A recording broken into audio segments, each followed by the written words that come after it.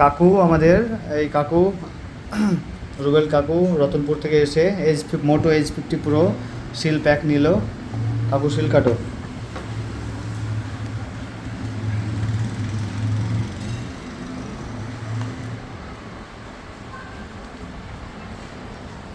আর 256 GB আছে এটা,